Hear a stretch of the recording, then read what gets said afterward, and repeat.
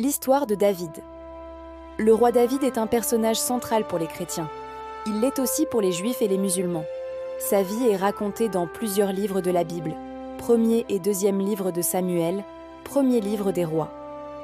La tradition fait remonter son règne au Xe siècle avant Jésus-Christ, ce que des découvertes archéologiques du début des années 1990 tentent à confirmer.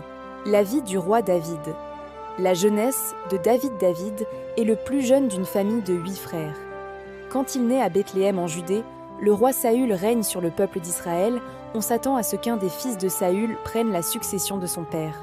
À l'adolescence, le jeune David est berger pour les brebis et les chèvres de son père Jessé. Le prophète Samuel est appelé par Dieu pour annoncer à David un destin étonnant. En versant de l'huile sur la tête de David, Samuel lui apprend que Dieu l'a choisi pour devenir roi sur son peuple. À partir de ce moment, David est rempli de l'esprit de Dieu, alors que le roi Saül devient de plus en plus taciturne et tourmenté. Car il sait jouer de la lyre, le jeune David est appelé auprès de Saül qui se prend d'affection pour lui et en fait son écuyer. David parvient ainsi à adoucir par sa musique les états dépressifs du roi Saül. David et Goliath. Tout bascule dans la vie de David, le jour où les Philistins viennent menacer les armées du roi Saül. Ils ont dans leur rang un soldat immense nommé Goliath. Ce dernier défie Israël en combat singulier. Les guerriers les plus redoutables de l'armée de Saül sont morts de peur. Personne n'ose relever le défi, sauf David qui n'admet pas que le Dieu d'Israël soit ainsi déshonoré. Habitué à manier la fronde pour chasser les bêtes féroces, David frappe en plein front le géant qui s'écroule terrassé. Immédiatement, David devient un héros pour tout le peuple d'Israël. L'errance de David. Mais peu à peu, les succès de David rendent Saül jaloux de son ancien protégé. Saül se met à pourchasser celui qu'il avait autrefois admiré. David devient un hors-la-loi, constamment en fuite pour échapper à Saül.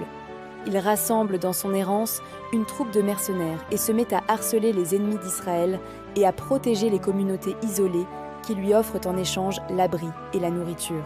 À plusieurs reprises, David se trouve en position de tuer Saül facilement, mais il ne le fait pas. Il n'ose pas lever la main sur celui qui a été choisi par Dieu et par son peuple. David devient roi. À l'âge de 30 ans, Saül ayant été tué dans une bataille, David est d'abord établi comme roi de la tribu de Juda à Hébron, où il règne 7 ans.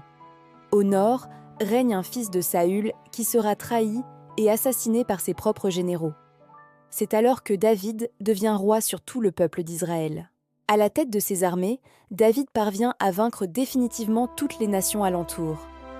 En établissant l'influence d'Israël depuis l'Égypte jusqu'à l'Euphrate, David ouvre ainsi une ère de prospérité et de paix pour son peuple. Il fait de Jérusalem la capitale de son royaume et il y installe l'arche d'alliance qui marque le lieu de la présence de Dieu, la faute de David. Cependant, au sommet de sa gloire, David se rend coupable d'un acte grave. Il commet un adultère avec Bethsabée, la femme d'un de ses généraux. David va encore plus loin car il se débrouille pour faire assassiner le mari gênant. Suite à l'intervention du prophète Nathan, David prend alors la mesure de la gravité de ses actes. Il s'en repent sincèrement, mais le mal est fait. À cause de la faute de David, la violence est entrée dans sa famille et se prolongera même après la mort du roi. Son successeur est son fils Salomon, un roi qui s'illustrera par sa sagesse dans le gouvernement d'Israël.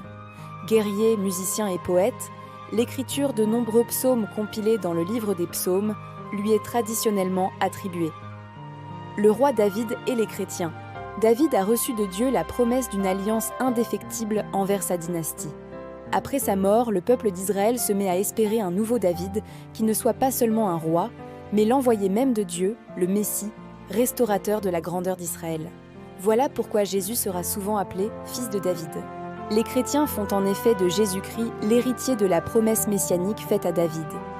Ensuite, à travers Jésus-Christ, l'héritage se transmet à tous les prêtres, mais aussi dans une mesure moindre au roi de la chrétienté, à l'instar de Charlemagne qui se proclame nouveau David, et même à tous les fidèles qui sont prêtres, prophètes et rois. David, le premier partage du pain. C'est pour David le Messie, et pour la première fois dans la Bible, que le pain de Dieu est partagé et qu'il devient le pain des hommes.